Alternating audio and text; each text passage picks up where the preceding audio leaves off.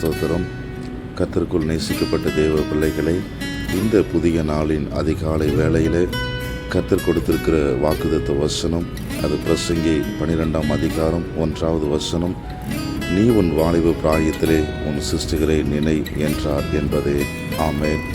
கர்த்தருக்குள் பிரியமானவர்களே, இந்த புதிய நாளின் காலை வேளையிலே கர்த்தர் கொடுத்திருக்கிற இந்த வசனம், நாம் கடைசி காலங்களில் நாம் நம்முடைய இளமை பருவத்திலேயே கடவுளை தேடவும் அவரை பற்றிய அறிவை பெற வேண்டும்.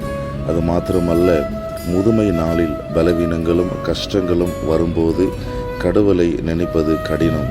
ஆகவே இளமையில் உடல் வலிமையுடனும் மன தெளிவுடனும் இருக்கும்போது அவரை தேடுவது அவசியம்.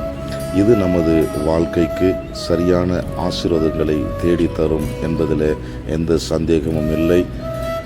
முதுமையில் வாழ்க்கையில் எனக்கு எந்த மகிழ்ச்சியும் இல்லை என்று வருந்தும் காலம் வருவதற்கு முன்பாகவே உங்கள் வாழ்க்கையை நாம் இயேசுவுக்கு அர்ப்பணித்து வாழ வேண்டும்.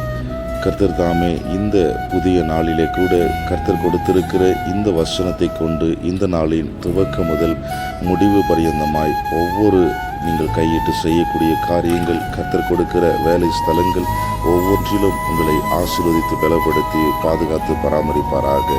ஆமென். Stay God bless you all.